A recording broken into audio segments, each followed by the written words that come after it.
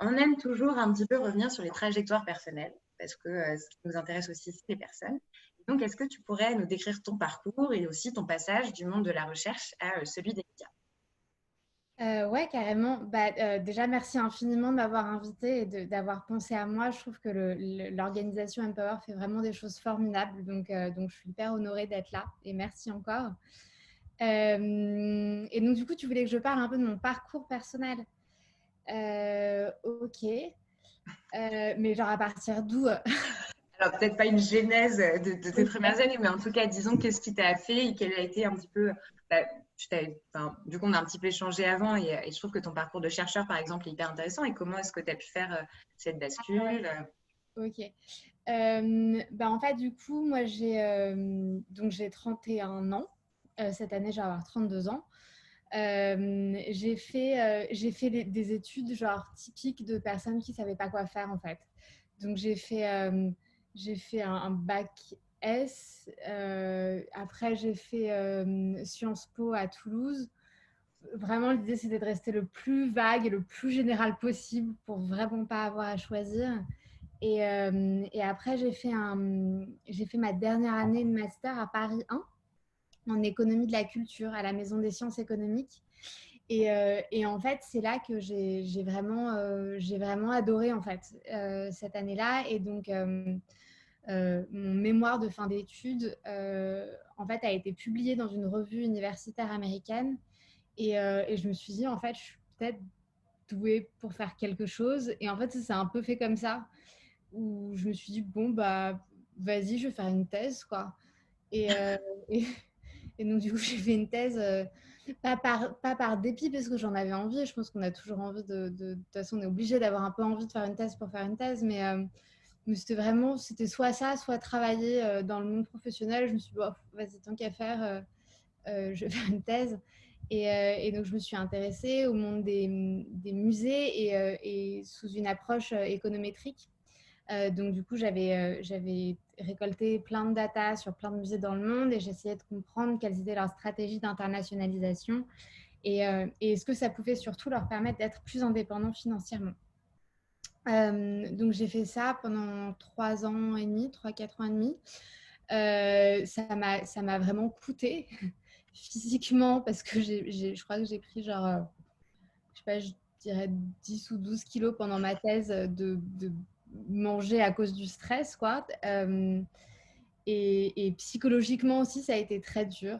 C'est très, très dur de faire une thèse. Je pense qu'on est tout seul, en fait. Et je pense que ça ne convient pas à tout le monde, et moi comprise. Et puis après, en fait, à la fin, pendant la dernière année de ma thèse, donc qui est l'année généralement qu'on dédie à l'écriture de la thèse, j'ai décidé donc, de lancer une newsletter. Et je l'avais lancée avec une amie, Alix, qui est partie depuis. Et en fait, l'idée, c'était que en gros, il y avait plein de textes qui étaient écrits sur le féminisme, et notamment dans les médias nord-américains. Et je trouvais qu'en France, il n'y avait rien du tout, quoi. Et en fait, j'ai choisi le format de la newsletter parce que c'était gratuit sur campagne, non, à l'époque, on utilisait Mailchimp. Et je crois que quand on avait genre moins de 1000 ou 2000 abonnés, c'est gratuit. Euh, donc, ça coûtait moins cher de faire une newsletter que de faire un site internet. Donc, c'était la raison de base, quoi. Et donc après, chaque saison des Glorieuses, je l'ai un peu dédiée à En fait, ça correspond à une étape dans mon féminisme. La première année, j'écrivais sur comment je devenais féministe et quelles étaient les lectures qui m'avaient permis de me déconstruire en tant que féministe. La deuxième année, j'ai fait quelque chose de plus culturel et donc du coup, je parlais davantage de pièces de théâtre, de films, et de livres toujours. Enfin, les livres, c'est quand même le fil rouge de mon engagement. Donc ça, je continue encore à écrire dessus.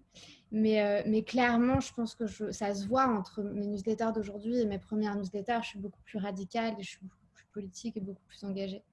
Comme beaucoup de féministes quelques années après le début de leur engagement, finalement.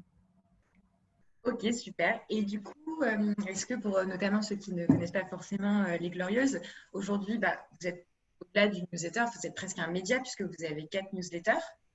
Tu Ouais, m'entends bien? Ok. Ouais, ouais, carrément. Oh, super.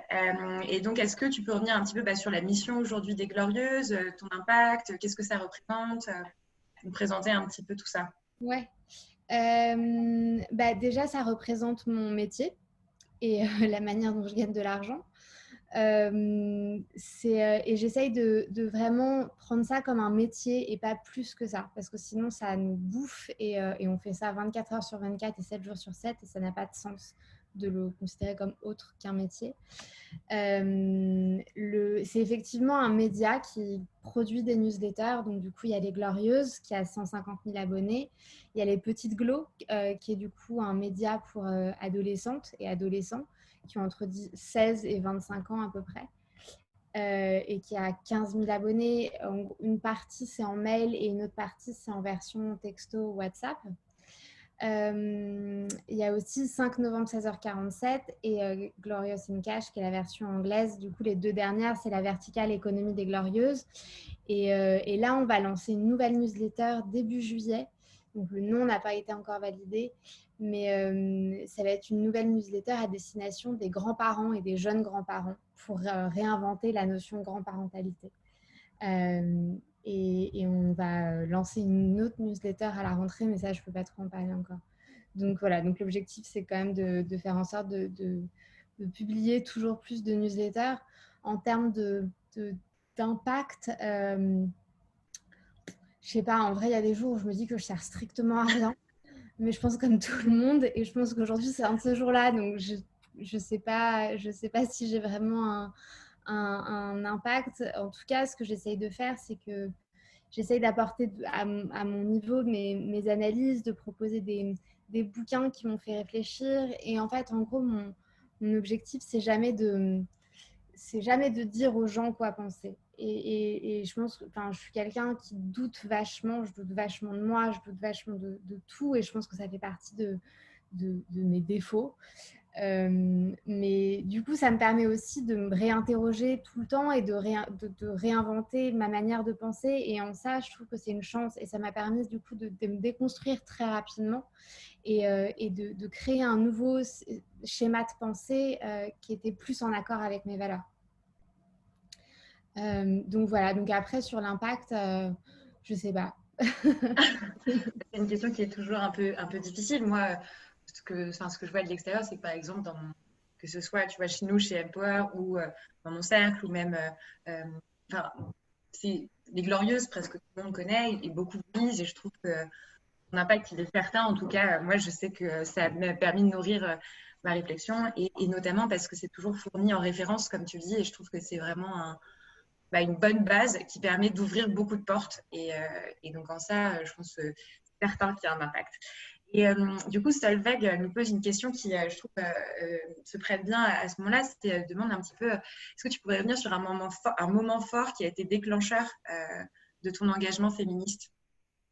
Hmm. Euh,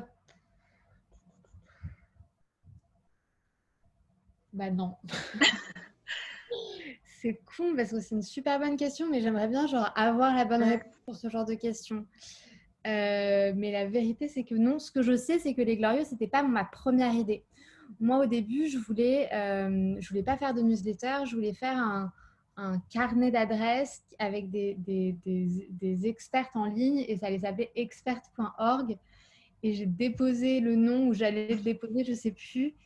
Et bam, il y a les expertes, il y a un site complètement similaire qui s'est lancé. Donc, je me suis dit, bon, bah, ça, c'est pris déjà. Donc, c'était pas ma première tentative, en tout cas, de mon engagement. Mais je pense que j'ai toujours été quelqu'un d'assez engagé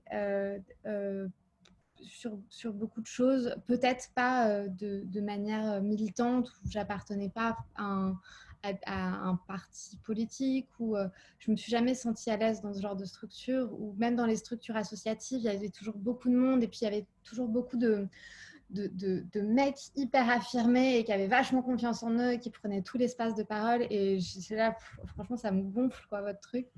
Donc, j'avais jamais trouvé un espace dans lequel je pouvais vraiment explorer mon engagement féministe. Et donc, c'est pour ça que je l'ai créé aussi, je pense. Mais il n'y a pas eu d'élément déclencheur. Et comme tu dis, c'est aussi une construction, une déconstruction, donc un mouvement perpétuel, hein.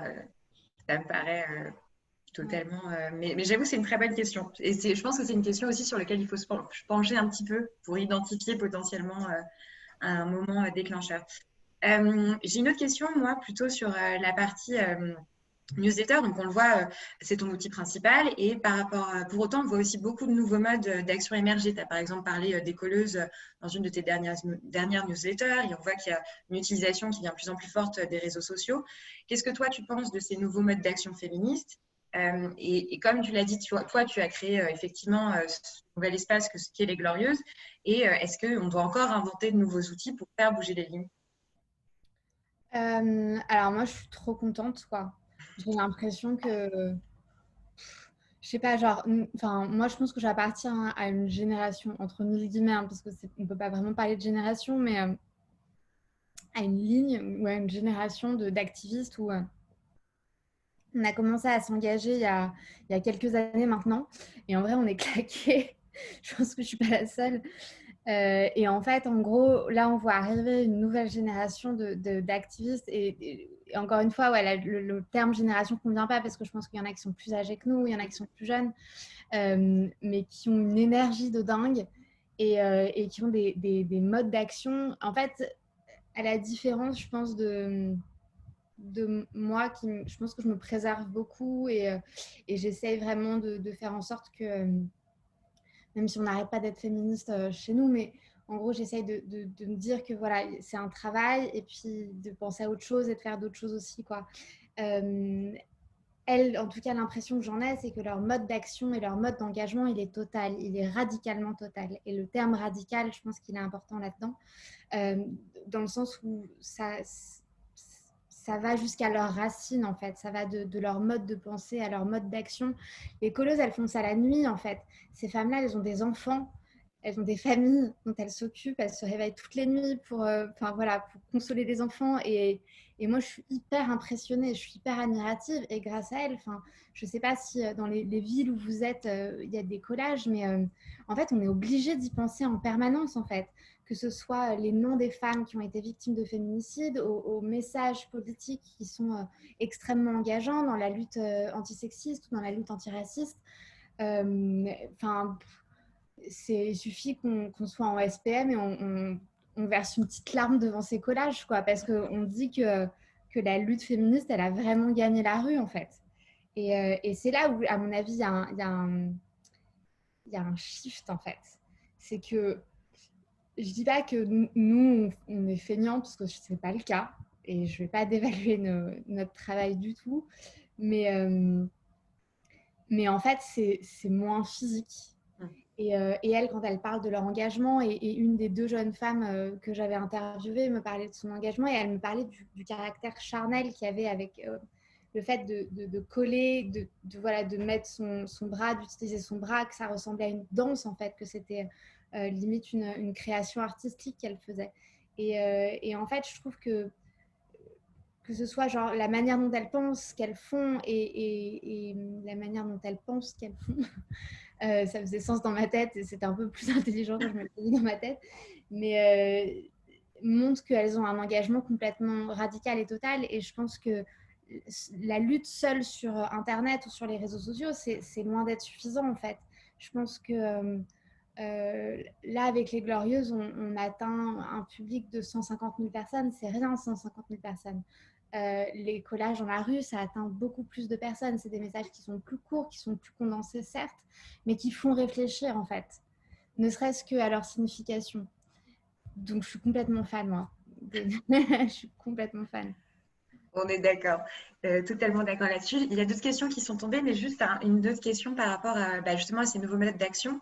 Euh, du coup, dans quelle mesure, selon toi, par exemple, l'utilisation des réseaux sociaux a changé les rapports hommes-femmes et les liens qu'on peut construire avec, tu vois, la cause féministe, parce que c'est vrai que ça passe beaucoup par ça maintenant.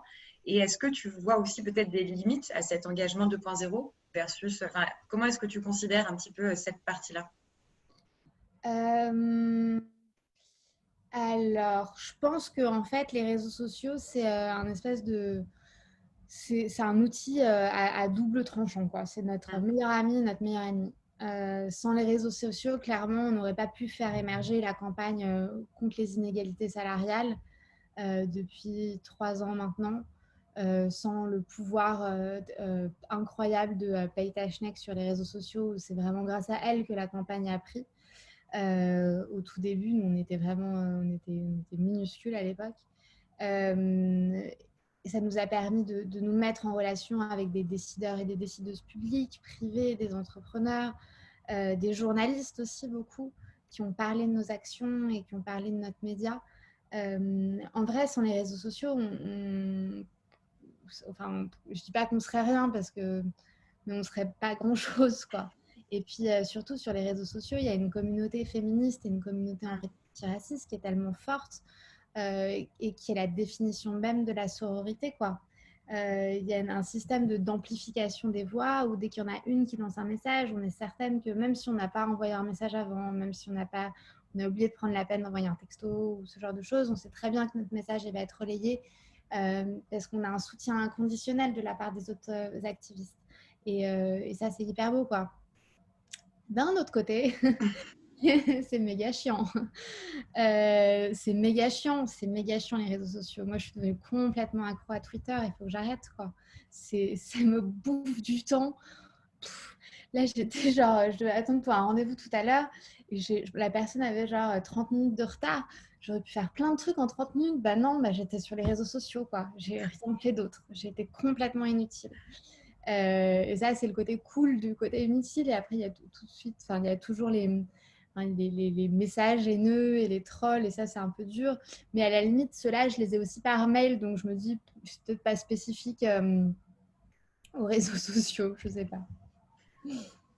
Écoute, c'est un moyen et je pense qu'une fois qu'on a déjà conscience aussi des limites qu'on doit s'imposer, contrôler peut-être une addiction qu'on a tous développée. Mais ok, super, merci. Il y a quelques questions qu'on pourrait prendre maintenant, notamment une question de Lisa Plantel qui voudrait en savoir un petit peu plus sur le modèle économique de la newsletter, qui est aussi un vrai sujet, et le nombre de personnes qui travaillent avec toi. Trop bonne idée. Trop bonne question, pardon. Alors, sur l'équipe, il y a Caroline Trac, qui est directrice des opérations, qui est en fait en charge de tout, en vrai. Elle est trop cool.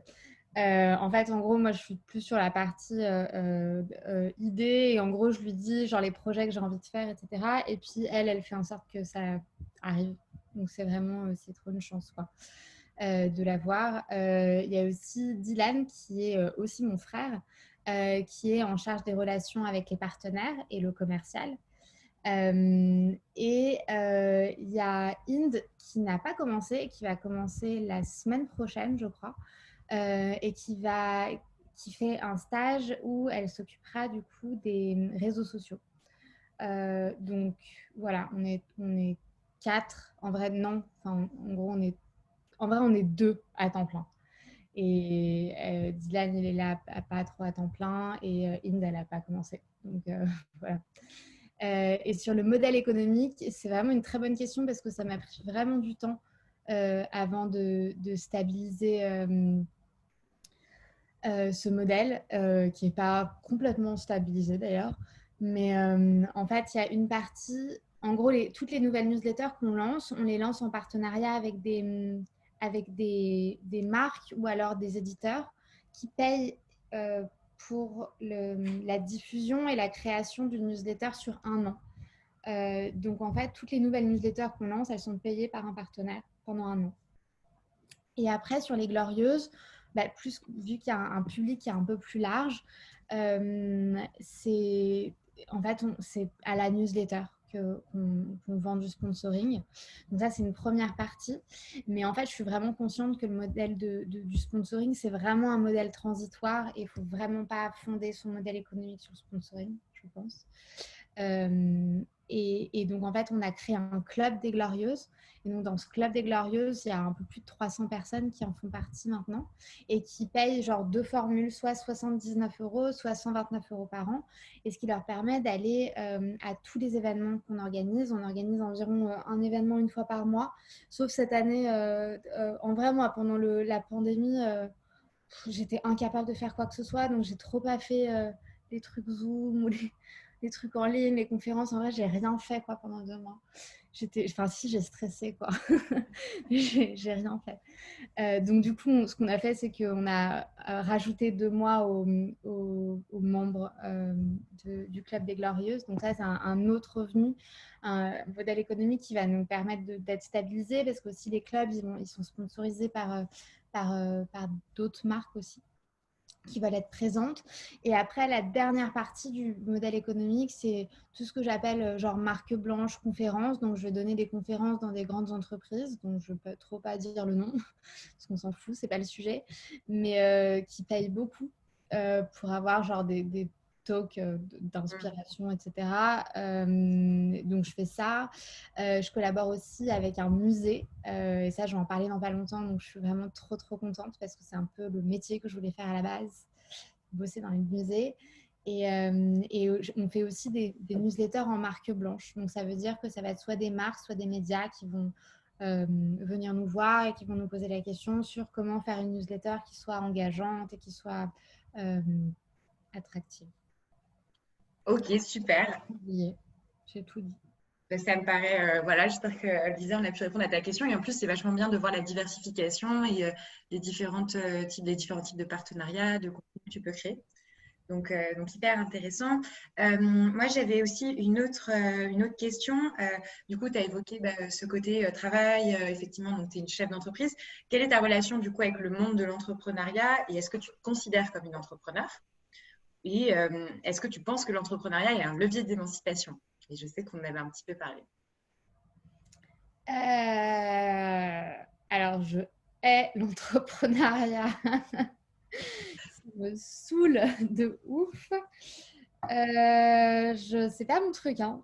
C'est ça qui est intéressant justement, c'est d'avoir ton point de vue aussi là-dessus. Et ça fait du bien aussi d'avoir des voix dissonantes justement sur ce sujet. Je le vois comme un moyen, quoi, pas comme un but. Clairement, si jamais un jour j'arrête de faire les Glorieuses, je compte pas faire d'autres entreprises. Enfin, j'ai pas cette espèce de moteur. En fait, je pense qu'il faut être moteur. Vraiment, faut porter une équipe, faut être toujours de bonne humeur. Moi, je suis pas toujours de bonne humeur. Moi, en vrai, j'aime bien être seule et écrire mes trucs dans mon coin, quoi. Donc, je pense que ça m'a vachement coûté. Et puis, je pense que je me suis pas très bien entourée au début non plus. Donc, j'ai fait plein d'erreurs, hein. J'ai vraiment fait plein d'erreurs. Je suis vraiment tombée plein de fois. Mais en vrai, là, du coup, je le vois comme un moyen de faire le métier que j'aime. Et je termine sur une petite note positive quand même. Et en vrai, ça va, enfin, c'est cool, quoi. Déjà, on a son propre emploi du temps. Ça, c'est sympa. Si jamais un jour, on ne se réveille pas, en vrai, c'est pas grave. C'est pas la fin du monde. Mais je sais pas, en vrai, je le conseillerais pas à tout le monde, quoi. C'est dur parce qu'il faut penser à tout le temps. Et puis, on n'a pas forcément envie de penser à tout le temps. Et je pense qu'il faut être très bien entouré. Je pense que moi, j'ai énormément de chance d'être aujourd'hui très bien entourée et d'être portée par que ce soit les personnes de mon équipe, que ce soit les partenaires extérieurs. Mes clientes, en vrai, c'est elles qui m'aident le plus, quoi. Enfin, je peux clairement leur dire, non, là, j'ai pas eu le temps de le faire, je suis claquée en ce moment. Enfin, elles sont hyper compréhensives, en fait. Je pense qu'il faut vraiment bien s'entourer. Je sais pas si la question portait sur un conseil, mais j'ai oublié la question, en fait. Mais c'est très bien de finir sur un conseil parce que clairement, je pense que c'est toujours utile et c'est un conseil qu'on pourra, je pense, qu'on ne répétera jamais assez et qui est Ouais. hyper important, clairement. Et du coup, sur un conseil, on a notamment une petite question de Maëva qui se demande est-ce que tu aurais un autre conseil pour une féministe timide qui ne sait pas comment s'engager et comment débuter son militantisme?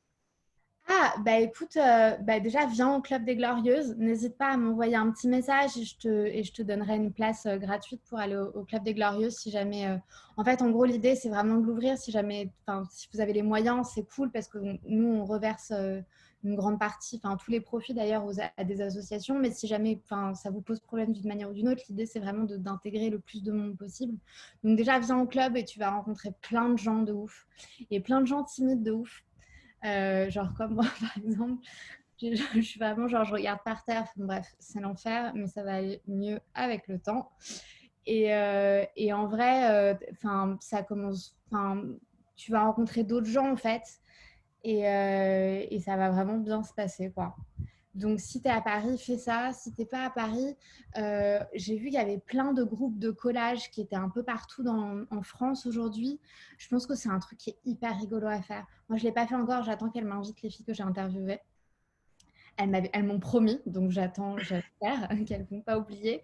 Mais en vrai, tu vois, ça se passe la nuit. Et en fait, toutes les colleuses que j'ai rencontrées m'ont toutes dit que c'était un espèce de moment sororal de ouf, quoi.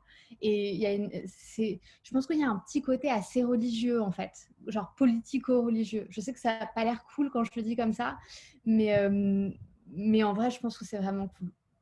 Donc, je commencerai par ça. Ok, super pour un début. On a une autre question que je trouve aussi assez intéressante, qui a été posée par Léa. Qu'est-ce que tu penses du fait que le féminisme soit devenu populaire et soit donc utilisé par des grandes marques? Mm. Tu vois, sur le côté un peu récupération, est-ce que tu vois ça comme quelque chose de positif pour le mouvement dans son ensemble ou comme quelque chose de négatif? Comment elle Comment? s'appelle la personne qui est... Léa. Ok. Trop marrant parce que j'ai une copine Léa qui travaille sur ce sujet. Et donc, je pense qu'elle sera beaucoup plus à même de répondre que moi. Mais en fait, moi, je pense qu'il y a... En fait, j'ai deux avis complètement contraires sur la question. Mais ça, c'est tout moi. Donc, c'est un peu chelou. Mais en vrai, en vrai, c'est pas grave. Ma première pensée par rapport à ça, c'est que en vrai, c'est cool. Parce que ces marques-là, elles ont une portée que nous, on n'avait pas avant. Elles mettent de l'argent dedans pour diffuser ces messages-là. Et en fait, moi, je trouve ça assez... En fait, je trouve ça bien parce que le fait d'avoir des t-shirts avec marqué genre I'm a feminist, ça permet de diffuser un message et encore une fois avec des moyens que nous, on n'a pas. Néanmoins, quand on sait que ces t-shirts sont faits dans des usines qui ne respectent pas du tout un salaire minimal et où les femmes, tout le monde est exploité, on se dit que ça rentre complètement en contradiction avec le caractère radical, le caractère écologique et le caractère anticapitaliste de la cause féministe. Mais en fait, je pense que ça tient à nous aujourd'hui, et je pense que nous, les consommateurs et les consommatrices, on a un vrai pouvoir aujourd'hui pour influencer les politiques des marques. Et on l'a vu là ces dernières semaines avec les combats antiracistes, que ce soit aux États-Unis ou en France. Je pense que ça a de plus en plus un impact et je pense qu'on peut prendre la parole sur ces questions-là pour faire en sorte que ça change. Donc voilà. Non, mais très clair. J'espère que ça a pu répondre à la question de Léa. Une petite question d'Alma qui demande à qui sont reversés les gains d'adhésion au Club des Glorieuses. Donc, je pense que c'est par rapport aux associations que vous soutenez. Ouais, alors en fait, les adhésions au Club des Glorieuses, ça c'est à l'entreprise, à la structure, et ça paye nos salaires, et ça paye les salles d'accueil des événements et ce genre de choses. Mais après, ce qu'on fait, c'est que pour chaque événement, on l'ouvre à des personnes extérieures, ce qui nous permet de récolter de l'argent en plus. Et là, donc, les intervenantes sont payées sur le budget de la structure. Mais par contre, l'argent en plus, il est reversé à une association. En vrai, il n'y en a pas 36. Cette année, on a reversé tout à une association. Enfin, qui n'est pas une association d'ailleurs. C'est la caisse de grève des femmes de chambre de l'hôtel Ibis des Batignolles pour faire en sorte de soutenir leur action et leur grève. Ok, super. Et ça me permet d'avoir une transition un petit peu sur le monde professionnel, qui est quand même une thématique clairement centrale dans ton engagement et surtout sur l'égalité dans ce milieu-là. Donc, c'est quoi encore aujourd'hui, selon toi, les différentes barrières et les freins auxquels font face les femmes, mais aussi peut-être dans une plus large mesure, qu'est-ce qui fait qu'aujourd'hui, il y a encore des très fortes inégalités dans le milieu professionnel? Je pense qu'il y a une réponse à ça, c'est que c'est lié au fait que on vive dans un système capitaliste et le système capitaliste, il a été créé à partir du travail non rémunéré des femmes et pendant très longtemps des personnes noires aussi. Je pense que, en fait, on ne va pas tout changer du jour au lendemain. Sur le sujet, il y a un très bon livre qui vient de sortir qui s'appelle Le genre et le capital. J'ai oublié le nom des deux autrices, mais qui est vraiment très cool. Et en fait, en gros, on ne va pas pouvoir changer tout ça du jour au lendemain. En vrai, et je vais être assez honnête avec ça, ça me gonfle, genre les formations, ayez confiance en vous, prenez la parole, ou je sais pas quoi, ou genre négociez votre salaire, ou même s'il faut le faire en fait. Mais en fait, ce qui me saoule, c'est que le fond du problème, c'est le système qu'il y a derrière. C'est un système qui, encore aujourd'hui, fait que ce sont les femmes qui font la quasi-totalité du travail non rémunéré dans notre société. C'est ça qui fait que les femmes ne sont pas investisseuses, mais elles reversent, et je me demande si ce n'est pas sur votre Instagram que j'ai vu ça aujourd'hui, qu'elles reversent genre 80% de leurs revenus à leur famille, alors que les hommes consacrent entre 30 et 40% de leurs revenus à leur famille. Et donc, en fait, il y a un espèce de comment on appelle ça, de boule, j'ai oublié le terme, mais ça va en revenir. En tout cas, un système qui fait que les femmes ne peuvent pas investir et donc du coup, elles ne peuvent pas s'émanciper économiquement. Et en plus de ça, elles doivent faire face au fait qu'elles ont l'intégralité du travail non rémunéré ou du travail non reconnu par la société. Et je pense notamment aux travailleuses du sexe qui font un travail et qui ne sont pas protégées parce qu'il s'agit d'un travail qui n'est pas reconnu par la société. Donc je pense qu'il faut faire la révolution là. Ah bah écoute, alors dans ce cas-là, j'ai une petite question qu'on s'est posée. C'est quoi pour toi la prochaine révolution féministe, justement? La prochaine révolution Ouais. féministe, c'est genre la révolution des jeunes, quoi. Ça va être une révolution qui va être totale. Ça va être une révolution qui va être écologique, qui va être antiraciste, qui va être féministe, qui va être trop bien. Et je pense que ça va être une révolution qui va se passer à la fois sur l'univers numérique et en même temps dans la rue. Et on voit que les populations, enfin on en a marre, quoi. Tout le monde en a marre, en fait. Tout le monde en a marre de travailler pour rien, d'avoir des emplois précaires. Tout le monde en a marre d'être représenté par des hommes et des femmes politiques, d'ailleurs, qui mentent à longueur de journée. Je pense qu'aussi, il y a un tel dédain de la démocratie et puis une telle défiance du politique, c'est que on a affaire à des générations de personnes qui pouvaient dire absolument ce qu'elles voulaient et finalement il n'y avait pas de suivi derrière, quoi. Donc je comprends ce ras-le-bol et je pense que c'est ce ras-le-bol et aussi la prise de conscience féministe et écologique qui va faire qu'il va y avoir une révolution. Tu vois, tu m'aurais posé la question il y a 2 ans, je t'aurais répondu à un truc genre un peu gnangnan. Et en fait, on me l'a déjà posé il y a 2 ans et j'avais répondu à un truc un peu gnangnan en mode oui, ça va être une révolution de l'imaginaire et puis il va y avoir de plus en plus de livres féministes et puis il va y avoir de plus en plus de séries féministes et puis on va penser de plus en plus féministe. Et en fait, là, on y est, l'imaginaire féministe, il est là, l'imaginaire écologiste, il est là et l'imaginaire antiraciste, il est là. Maintenant, il faut qu'on passe à l'action.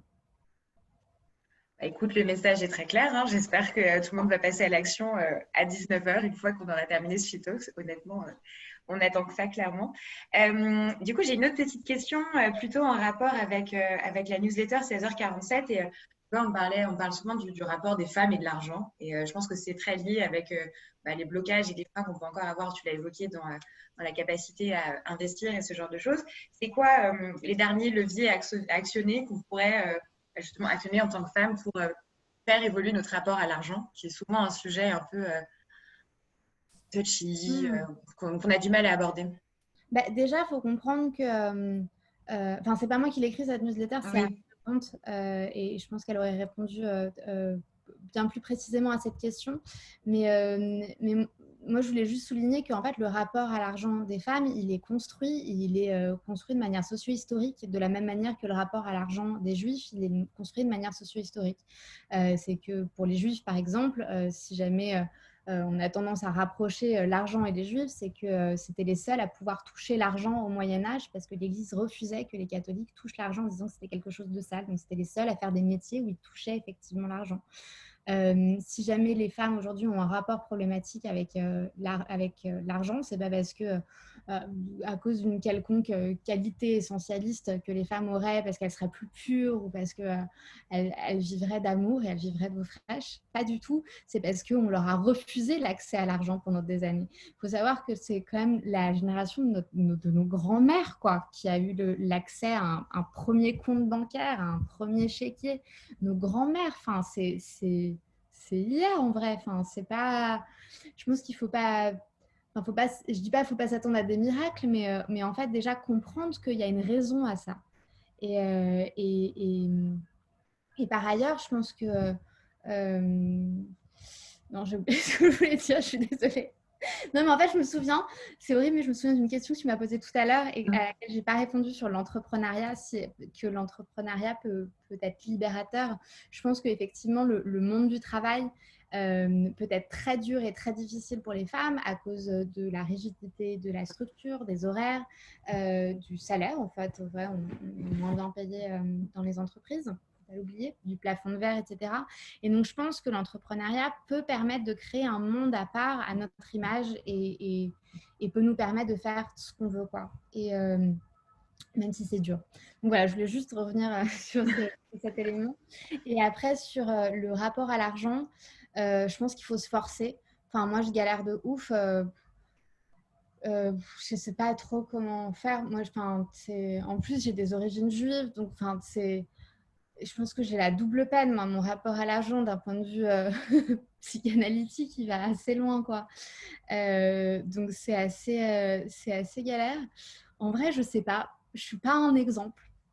Moi, je tente et je me force de toute façon, je suis obligée de parler d'argent avec mes clientes. En vrai, j'ai que des femmes comme clientes. Donc, ça, c'est assez cool. Ah non, là, ça y est, j'ai un premier mec. Et donc, typiquement, on a échangé par texto sur les montants. En vrai, enfin, moi, j'hésite pas à dire ah, désolé, enfin, genre, je veux pas en parler au téléphone ou juste, je dois raccrocher ou j'invente un prétexte et j'envoie par mail. Et en vrai, c'est beaucoup plus cool.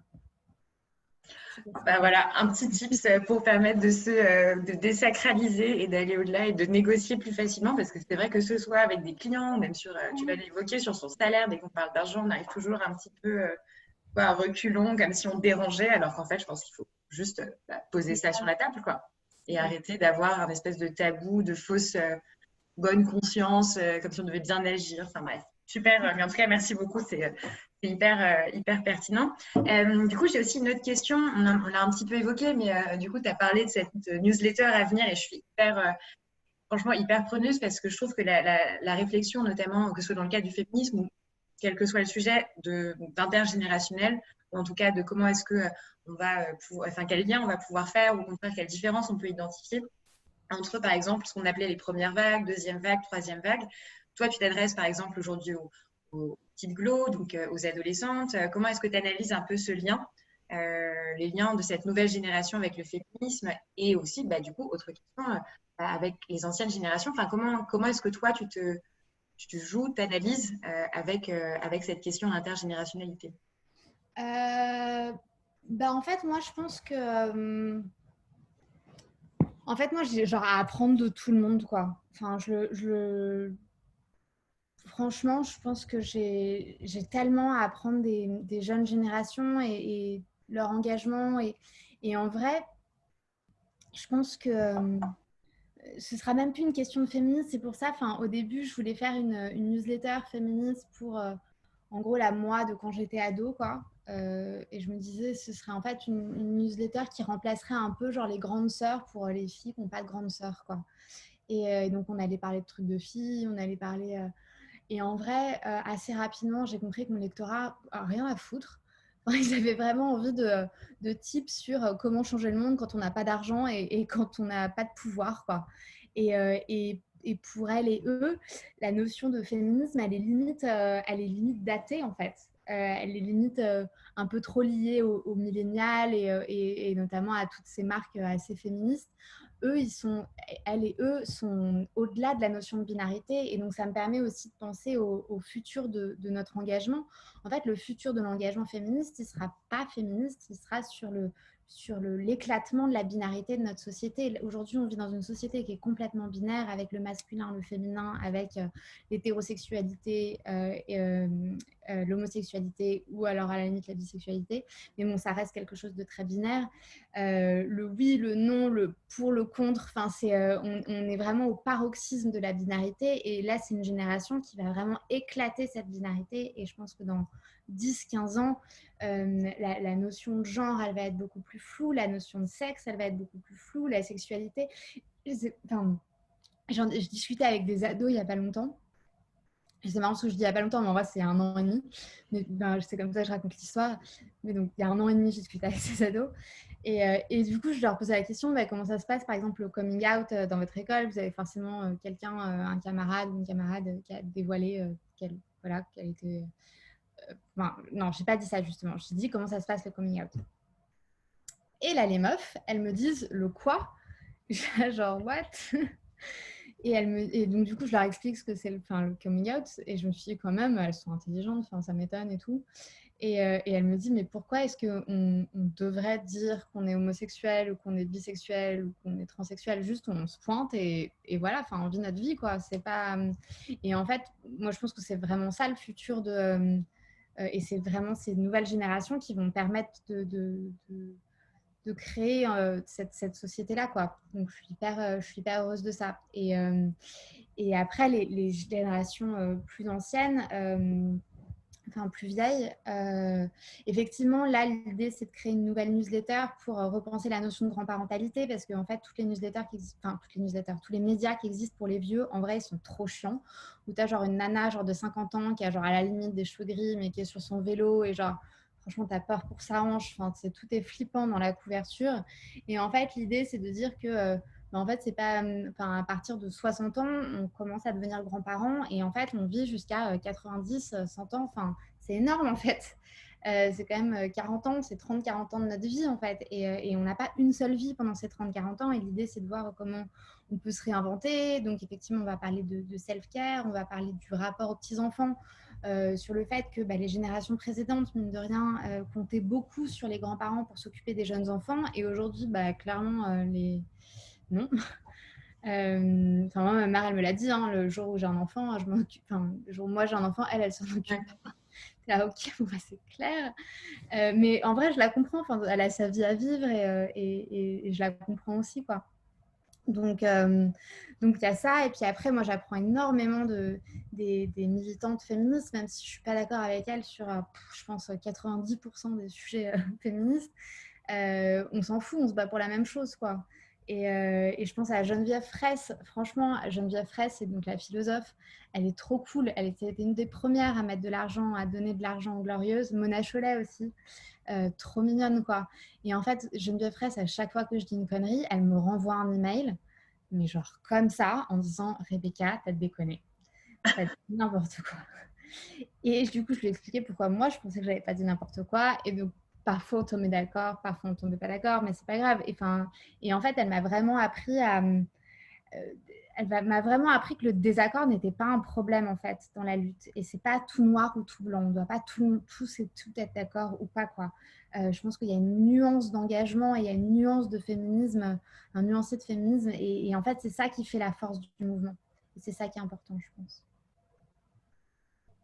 C'est exactement ce que vraiment merci beaucoup et je trouve que la notion de nuancier de féminisme et tu vois même à titre personnel, quand j'échange avec ma grand-mère ou avec mes cousines, on voit que vraiment, il y a une palette qui est hyper large et c'est ça qui nourrit. Et je trouve qu'en plus, vous adressez c'est vrai que des personnes plus âgées, des seniors, etc., c'est un peu des grands oubliés de pas mal de débats. Donc très bonne initiative. J'ai une autre question plutôt sur vois, on parle beaucoup d'intersectionnalité, de convergence des luttes, et je sais que tu es aussi vachement engagée là-dessus, sur les luttes antiracistes, etc. Comment est-ce que ton travail à toi, il fait écho à tout ce qui se passe en ce moment, à tous les soulèvements? C'est quoi un petit peu ton analyse? Bah, tu l'as évoqué, mais si tu as d'autres éléments à nous donner sur cette partie-là, ce serait super. Je pense que ce qui est en train de se passer dans la lutte antiraciste, elle est fondamentale dans la lutte féministe. Je pense que les féministes devraient apporter un soutien total et inconditionnel à ces luttes. Ce que je vois, je pense qu'il y a plusieurs éléments. La manière dont moi j'y réponds, c'est en citant quasi totalement que des personnes racisées dans mes newsletters.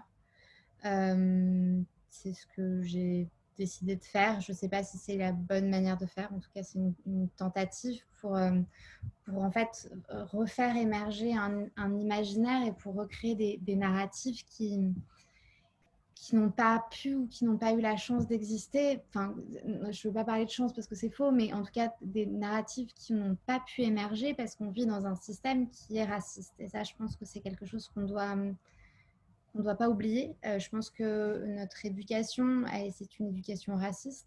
Donc, quand je dis ça, c'est de manière peut-être un peu provocante.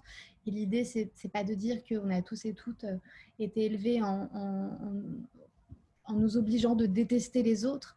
Mais en fait, on nous a élevés et on nous a éduqués en oubliant toute une partie de l'histoire. Et en fait, cette invisibilisation de l'histoire est raciste parce que invisibiliser une histoire d'un peuple, d'une race ou d'un genre ou d'un sexe contribue en fait au fait que son histoire n'est pas légitime. Et en fait, le fait de rendre cette histoire pas légitime, déjà, un, est totalement politique et deux, contribue à invisibiliser cette catégorie de la population dans la société en mode vous n'avez pas le pouvoir, vous n'êtes pas dominant et donc votre histoire n'a pas lieu d'exister. Et en ça, tant qu'il n'y aura pas un travail d'un point de vue de l'éducation sur ces questions-là, en fait, on continuera à éduquer des générations et des générations de personnes racistes. Ok, super. Merci beaucoup. J'en profite, il nous reste 10 minutes. Si vous avez des questions, n'hésitez pas à les poser dans le chat. On a encore un petit peu de temps pour y répondre. Moi, j'ai une question aussi, plus d'un point de vue enfin, pas pratico-pratique, mais en tout cas comprendre comment est-ce que toi, tu nourris ta réflexion. Quelles sont, donc j'imagine que tu en as beaucoup, mais quelques références littéraires, enfin en tout cas, quelles qu'elles soient, qui sont fondamentales et qui ont été fondatrices peut-être. Et aussi, comment est-ce que tu continues à chercher, trouver, vraiment, vraiment nourrir en fait et construire toute cette réflexion. En vrai, c'est une angoisse toutes les semaines. C'est mardi. Le lundi, je me dis putain, c'est demain que je vais écrire. Tous les mardis matins, je flippe de ne pas avoir d'idée, quoi. Tous les mardis matins. Il n'y a pas un mardi où je me dis, oh, c'est cool, je sais sur quoi je vais écrire. Mais en fait, déjà, je lis beaucoup parce que c'est mon truc. Et enfin, voilà, donc je lis beaucoup. Donc, je pense que la grande majorité de mon inspiration, je la prends des lectures, depuis le début, finalement. Après, si j'ai quelques références, je sais pas, ça dépend quel type de référence. Et puis, enfin, il y a plein de trucs en fait. Il y a 1 milliard de trucs. Peut-être la dernière qui t'a marqué? Non, mais un truc fondateur. Et en fait, voilà. Et ça y est, maintenant, je peux répondre à la question de tout à l'heure sur genre est-ce qu'il y a eu un événement fondateur. Il n'y a pas eu il n'y a pas eu un événement fondateur, mais en tout cas, il y a eu un livre déclencheur qui sont les journaux d'Anaïs Nin. Elle a écrit ses journaux intimes pendant des années, je crois des dizaines et des dizaines d'années. Et en fait, c'est la première fois que je lisais un texte dans lequel une femme parlait de ses états d'âme, mais de A à Z, et sans une once de culpabilité. Et en fait, j'étais là, waouh, quoi. Enfin, j'étais, mais genre, piou. Mais vraiment, ça m'a retourné le cerveau, quoi. Je me suis dit, on peut penser ça, on peut dire ce genre de choses, on peut faire ce genre de choses, et genre pas se sentir coupable ou pas. Et en fait, je me suis dit que si jamais moi, je me sentais coupable sur beaucoup de choses, En vrai, je suis peut-être pas la seule, quoi. Et d'ailleurs, la baseline des Glorieuses au début, c'était la newsletter qui déculpabilise les femmes. Enfin, ouais, c'est un peu trop elle, je trouve. Du coup, j'ai changé, mais en plus, c'est plus le principe, mais voilà. Donc, du coup, il y a ça. Un bouquin qui est hyper drôle. C'est un bouquin de Virginia Woolf qui s'appelle... Merde, j'ai oublié. Comment il s'appelle ce livre? C'est un livre genre, il y a pied dedans. Non, alors c'est pas une chambre à soi. J'y pense aussi, ouais. Pardon. C'est pas une chambre à soi. En vrai, c'est pas un de mes préférés, une chambre à soi, même si je l'aime beaucoup. C'est en fait un recueil de conférences qu'elle a données et d'articles qu'elle a publiés. Et en fait, en fait, on se rend compte que Virginia Woolf, c'est la personne la plus drôle de la Terre, où elle fait beaucoup de blagues d'ailleurs sur son suicide par noyade.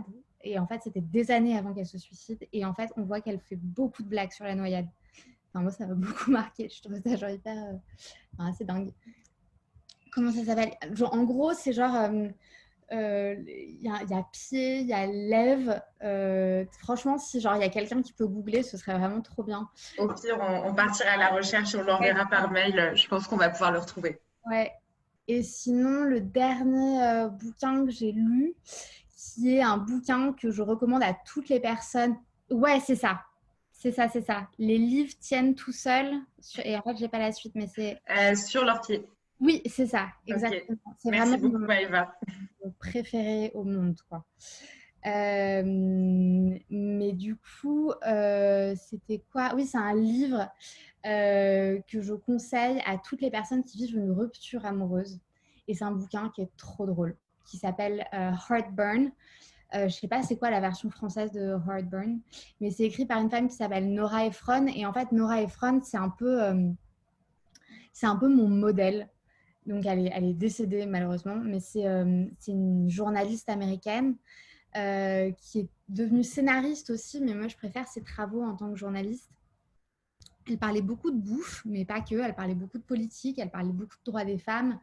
C'était une journaliste qui était extrêmement drôle et qui avait un style d'écriture qui, enfin en vrai, genre j'ai essayé de m'inspirer pour ne pas dire copier complètement mon style d'écriture sur le sien parce qu'il est trop bien. Et puis ce livre, il est hyper drôle.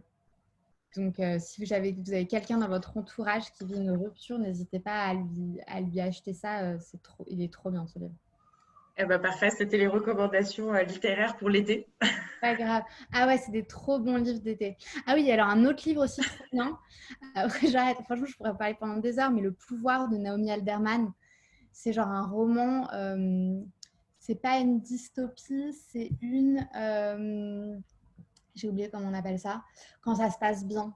C'est la version. Mais c'est pas une utopie non plus. Bref, j'ai oublié, mais en tout cas, ça se passe dans un futur un peu proche. Et en fait, en gros, d'abord les ados, puis après toutes les femmes commencent à avoir des espèces de petits éclairs qui sortent de leurs mains. Et en fait, elles peuvent, donc c'est pour ça que ça s'appelle le pouvoir, en anglais c'est power. Et en fait, du coup, elles émettent des espèces de décharges électriques. Et en fait, elles prennent clairement le pouvoir physique sur les hommes. Et donc, forcément, bah, en fait, les choses, elles changent, quoi. Ça a l'air trop bien. C'est trop, trop bien. Ok. Trop bien. C'est trop, trop bien. On a une autre question que je trouve que je trouve vraiment intéressante de Anne. Elle demande comment est-ce que tu te situes par rapport au mouvement écoféministe. C'est vrai qu'on n'a pas évoqué Ah ouais, cette partie-là. ouais, alors c'est une très bonne, c'est une super bonne question. Moi, je pense que le mouvement écoféministe, il est hyper intéressant. Je pense que j'ai encore énormément de choses à apprendre de ce côté-là. Sur cette question-là, c'est vraiment le bouquin de Pascal Derme qui m'a vraiment éduquée. Je pense que clairement, il ne peut pas y avoir de lutte féministe sans lutte écologique. Ça, c'est clair. Après, genre, j'essaye de moi, à mon échelle, mais comme tout le monde, je pense, de faire au mieux, de pas trop bouger pour rien, voilà, d'adapter en tout cas mon mode de vie et mon mode de consommation pour faire en sorte qu'il soit davantage en phase avec ses valeurs.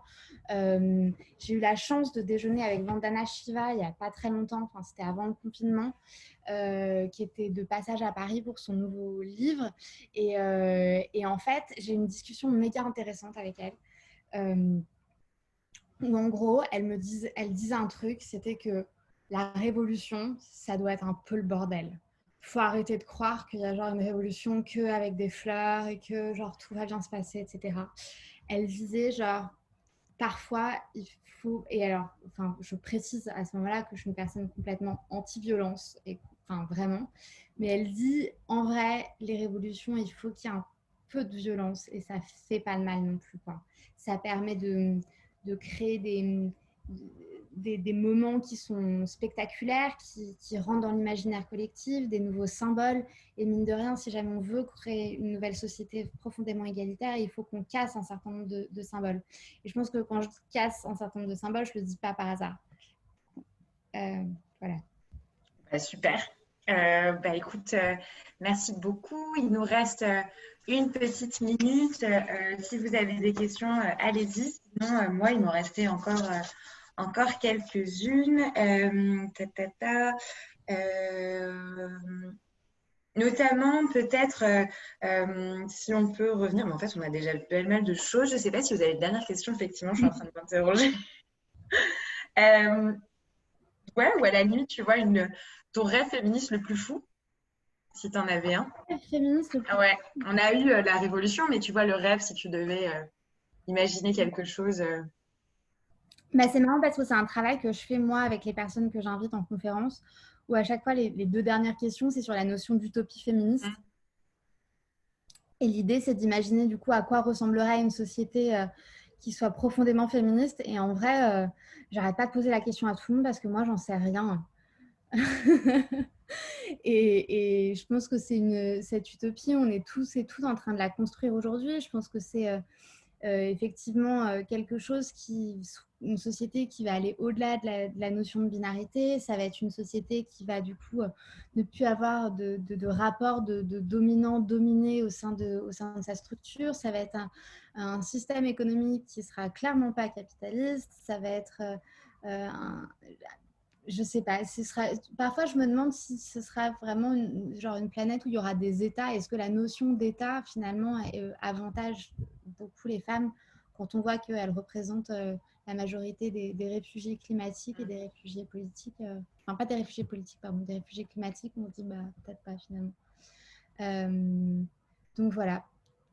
Ok, bah écoute, merci. De toute façon, c'était un peu une question qu'on peut se poser tout un chacun, et j'avoue que c'est bref, une super thématique. En tout cas, juste pour te dire aussi, on a pas mal de remarques. Je ne dis pas forcément, mais merci beaucoup à tous. Je ne sais pas si tu les vois nécessairement, mais beaucoup de personnes qui te remercient, qui ont confirmé que tu étais hyper inspirante, très naturelle, et je suis d'accord, très sincère. Et on sent que voilà, tu es animée profondément par tous ces sujets.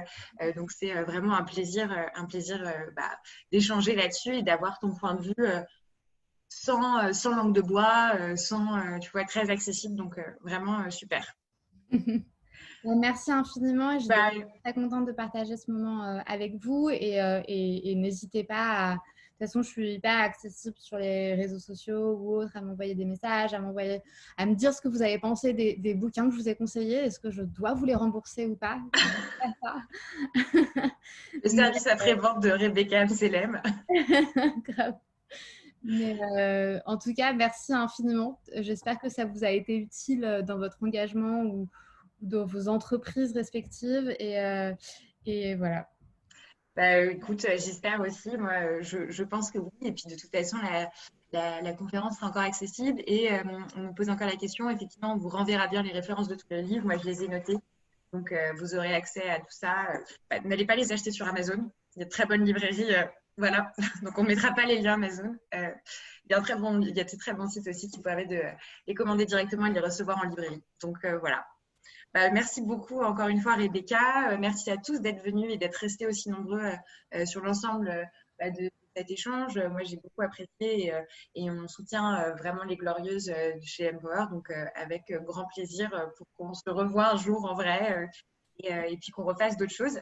Et puis, merci à tous et à toutes pour tous vos gentils mots que vous nous envoyez là. Et si vous avez aussi des retours à nous faire sur le format, la question, des suggestions. Pareil, on est accessible. Moi, vous pouvez me retrouver un peu partout sur les réseaux et voilà, et on serait ravis d'échanger avec vous.